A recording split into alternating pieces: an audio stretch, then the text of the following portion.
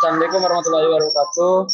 Saya dari kelompok Difusi Inovasi dan McLuhan Laws of Media ingin mempresentasikan tentang difusi inovasi dan McLuhan Laws of Media itu. Saya di sini saya akan memperkenalkan kelompok saya aja, kelompok saya. Perkenalkan, nama saya Irfan D. Fernanda. Saya Nanda Indasari. Saya Liza Oktaviani. Saya Syifa Putri Marwan. Perkenalkan, nama saya Andika Bumantara Kusuma. Saya Davin Akhtar. Saya Raka Taila.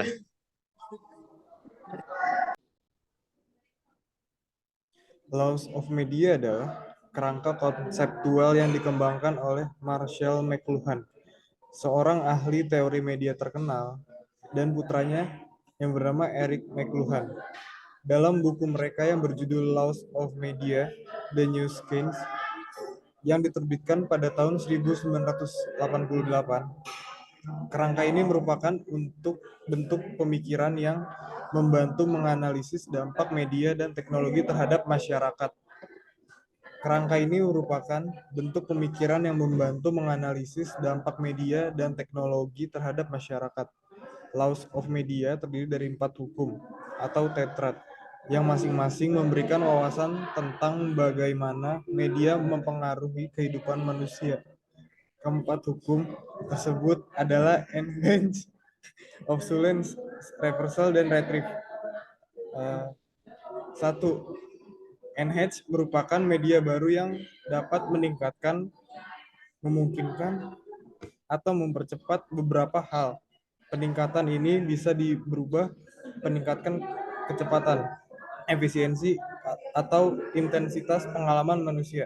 Yang kedua, obsolescence merupakan media baru yang menggantikan media lama, merujuk pada hal-hal apa yang akan digantikan atau menjadi usang akibat muncul media baru.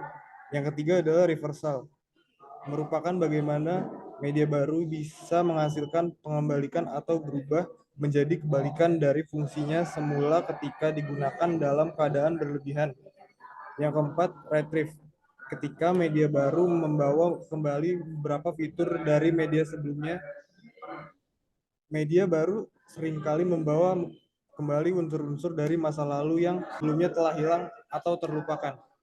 Saya di sini akan menjelaskan contoh-contoh penerapan Laws of Media. Di antaranya adalah enhance.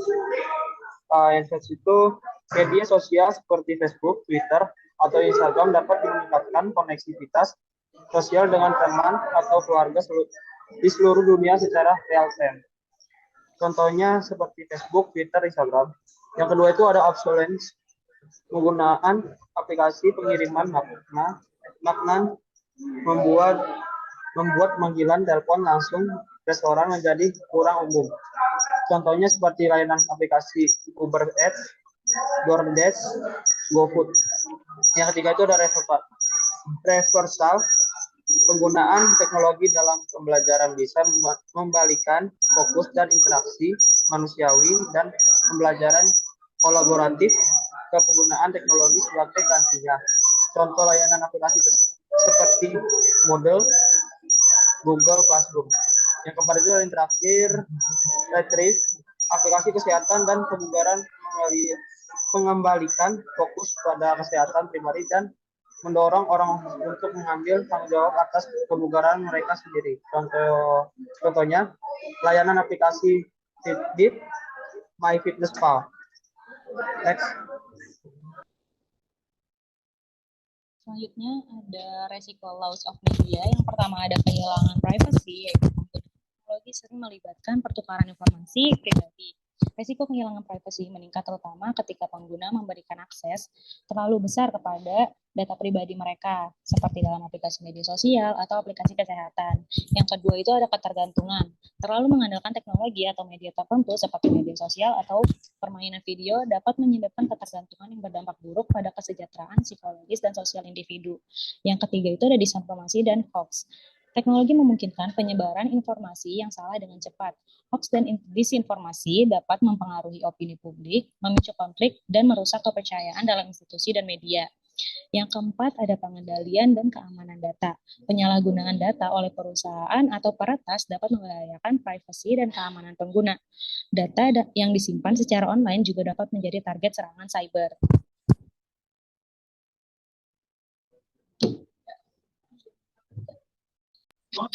Selanjutnya ada definisi difusi inovasi. Difusi inovasi merupakan teori yang membahas tentang bagaimana ide atau gagasan baru dalam teknologi tersebar dalam suatu kebudayaan.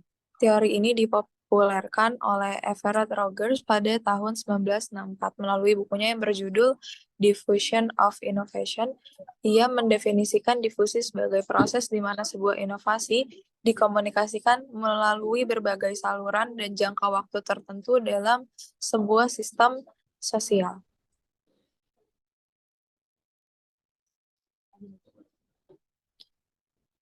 Terus ada difusi inovasi. Model difusi inovasi menyajikan cara orang menerima dan mengadopsi inovasi tersebut. Model ini membagi masyarakat menjadi beberapa kelompok berdasarkan tingkat kesiapan mereka dalam mengadopsi inovasi seperti inovator, early adopter, early majority, late majority, dan laggard.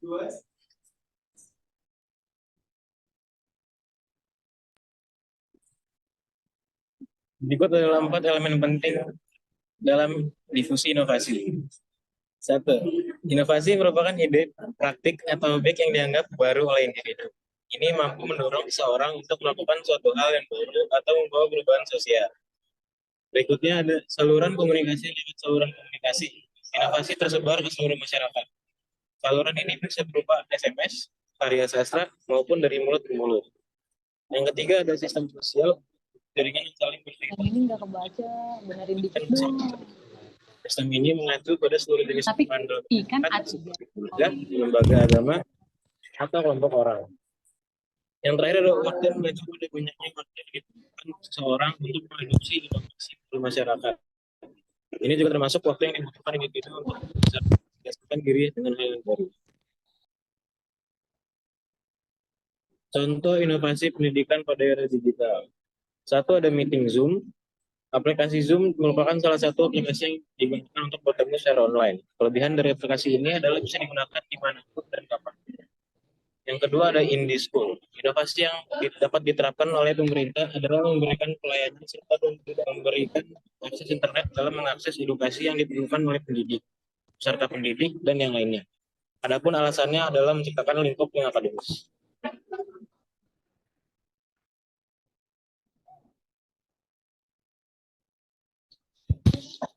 Baik, selanjutnya ada beberapa jenis media baru pada difusi inovasi. Yang pertama ada sosial media seperti Facebook, Twitter, Instagram, dan LinkedIn. Memungkinkan inovasi untuk menyebar dengan cepat melalui berbagai kelompok sosial. Masyarakat dapat berbagi pengalaman mereka dengan inovasi ini, memberikan ulasan, dan merekomendasikan produk atau layanan kepada orang lain. Dan yang kedua, di sini ada podcast dan webinar. Podcast dan webinar adalah cara yang efektif untuk menyebarkan pengetahuan mendalam tentang inovasi. Para ahli dan pemimpin industri dapat berbicara tentang inovasi mereka dalam format audio atau video, mencakup rincian teknis dan informasi mendalam yang mungkin tidak dapat disampaikan melalui media lain.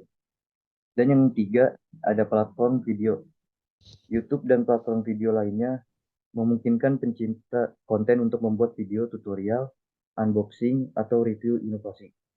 Video ini memberikan pengalaman visual yang membantu calon konsumen memahami cara menggunakan inovasi dan melihat produk atau layanan tersebut dalam tindakan. Dan yang keempat, ada aplikasi seluler. Aplikasi seluler memungkinkan pengguna mengakses inovasi langsung melalui perangkat seluler mereka, baik itu aplikasi e-commerce, aplikasi kesehatan, dan aplikasi pendidikan. Pengguna dapat dengan mudah mengakses dan mencoba inovasi hanya dengan beberapa ketukan pada layar ponsel mereka. Next. Kesimpulan yang dapat diambil yaitu adalah difusi inovasi merupakan konsep yang sangat penting dalam berbagai bidang, termasuk bisnis, teknologi, pendidikan, dan kesehatan. Difusi sendiri memiliki media baru yang mengacu pada cara inovasi seperti produk, ide, atau teknologi. Yang inovasi tersebut dapat mencapai audiens yang lebih luas dengan lebih cepat, menciptakan peluang bagi pengembang inovasi untuk berinteraksi dengan pelanggan potensial. Penerapan laws of media juga dapat membantu memahami bahwa setiap teknologi tidak hanya membawa manfaat positif, tetapi juga membawa dampak negatif atau memperkenalkan resiko. Oleh karena itu, penting untuk mempertimbangkan implikasi dari penggunaan teknologi dalam kehidupan sehari-hari dan menemukan keseimbangan yang tepat untuk memaksimalkan manfaatnya sambil meminimalkan dampak negatifnya. Oke, sekian dari kelompok kita. Yang lebih mohon maaf. Terima kasih. Assalamualaikum warahmatullahi wabarakatuh.